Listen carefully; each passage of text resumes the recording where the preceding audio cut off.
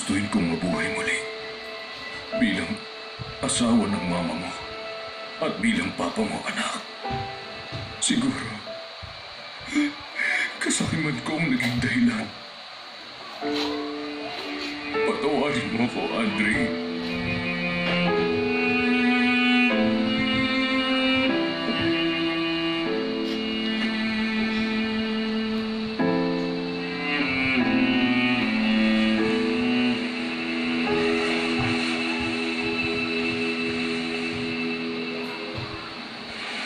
Mahal na mahal kita, anak ko.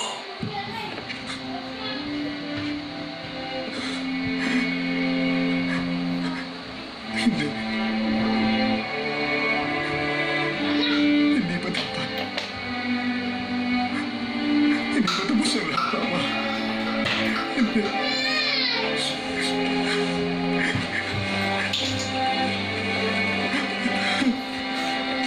Please, sandali lang. Please, please, Mama.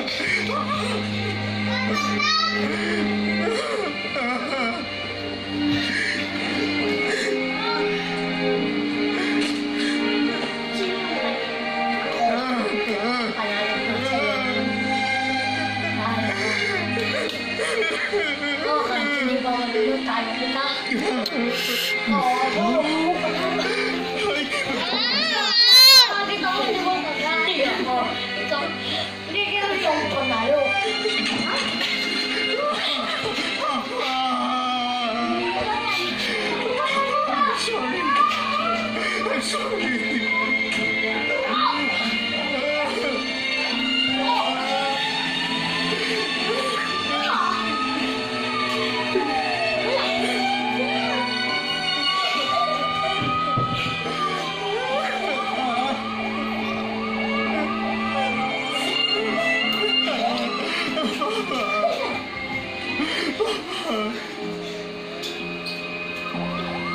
Pagkatapos ng post-mortem exam, mag-issue ng certificate para sa funeral. Ngayon na paghanda niyo. Ano ba yun? Yan ako, tagpa ako. Gagawin ko yan. Sorry. Makeup. Makeup. Sa kapatid mo, sa kapatid mo. Ikaw, balik ka rito, hayop ka! Hoy!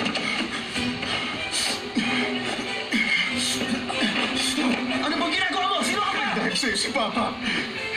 Dahil sa inyo na babaeng yun. Hindi ka na makakaligtas sa akin. Papatay kita. Papatay ko kayong dalawa! Baliw ka ba? Bakit mo ginagawa to? Titiwan mo ako!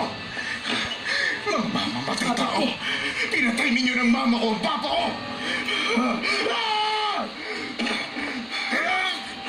Sino ka ba? Ha? Kanina ka pa tinatanong? Ako ang anak ni Edison, no?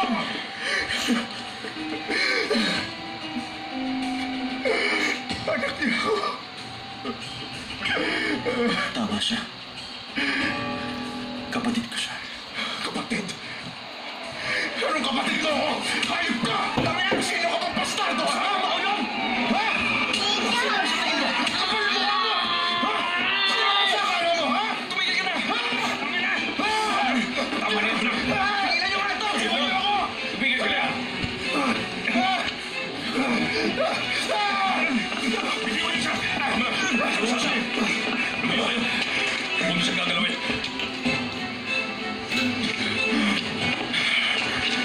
Makinig ka, Andre. Buminaw ka lang. Ganyan na. Hingang malalim. Si Papa.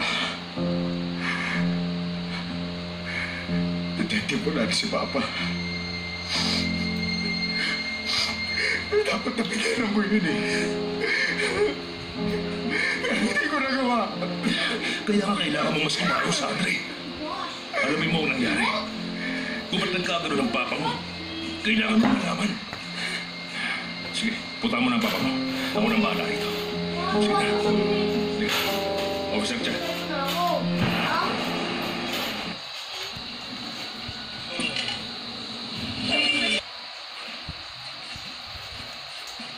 O, bakit? Ano bang nangyari kay Andre? Hindi mo wala ang kabako. Punta na dun si Detective Bruce. Sigurado ipapaalam niya rin sa atin. Pero teka, Sheena. May gusto sana ako itanong. Curious lang ako. Yung sabi mo kanina, Si Darian, Ma. Si Darian ma yun. Wala kasi siyang naaalala kahit ano ngayon. anong hindi niya maalala?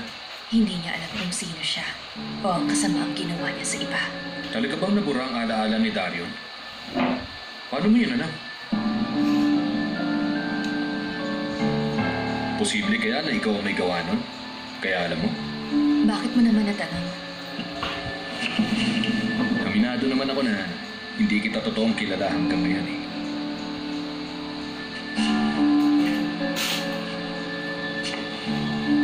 Pero nitong nakaraan, mas lalo ako nagduda kung ano ka at kung anong kakayahan meron ka. Sino ka ba? Ako.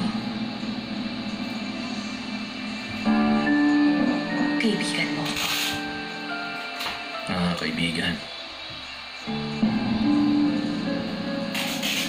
Pero trabaho kong paniwalain ng isang tao na kaibigan niya ako bago ko siya saksakin sa likuran. Kahit hindi ko gustong ganun ka. Para sa akin, pag naging kaibigan na kita, yun na yun. Depende na lang sa'yo kung sasaksakin mo ko sa likod. Kapag tinraidor mo ko, saka ko iisipin ang gagawin ko sa'yo. Pero sa ngayon, kaibigan pa rin kita.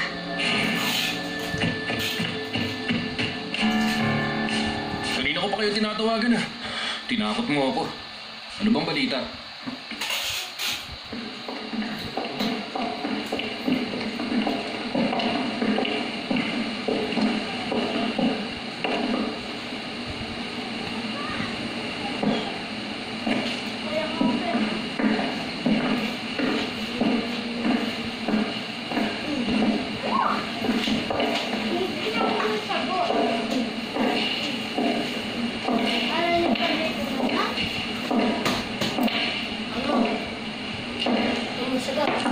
Hindi. Sa akin libro. Eh, sana nakin notebook. Akin na. Ewan ko kung mga.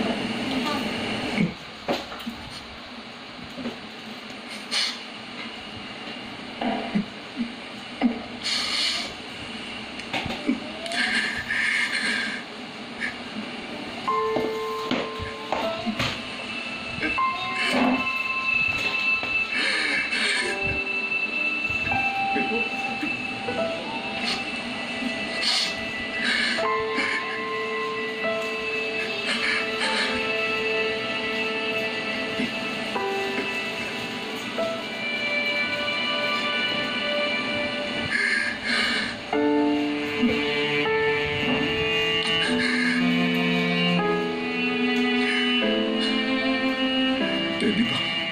Purahin mo ang alaala ko. Yung tungkol lang kay Papa.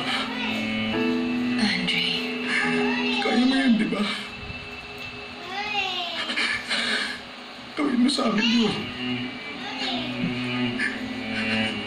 Sina, pati magagandang alaala. Masakit dahil masaya. Yung masasama naman. Masakit dahil malungkot. Lahat ng iniwang alaala ni Papa.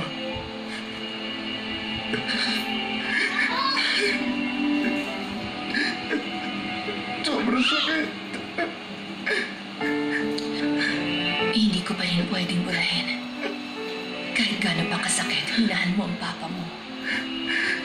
May kasabihan na kahit gano'ng kapait, itago natin sa pusong mga alaala. Kung nabaga lang sana ang dating ko, baka nailigtas ko pa si Papa. Hindi, Andre. Kung hindi lang sana ganun kalalim ang galit ko. Sana nailigtas ko siya at buhay pa siya ngayon. Andre, wag. Kahit konti na. Hindi ganon. Wala akong kasalanan. Hindi to dahil sa'yo. Kung sinagot ko na sana yung huling phone call niya. Dapat sinagot ko eh. Para nasabi ko, ayos na, napatawad ko na siya. At na mahal ko rin siya. Pero hindi ko nasabi. Hindi ko man lang napaalam sa kanya. Nilaman ako ng galit ko sa kanya. Kaya hindi ko man lang nasabi. Kahit isang araw. Hindi.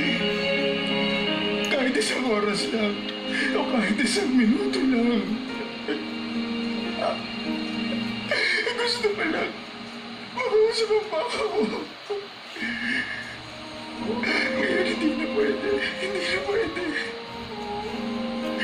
Hindi ko na magagawa yun.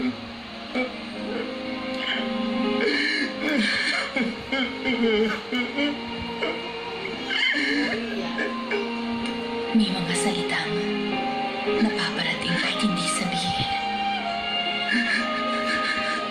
Sigurado kung alam na niya.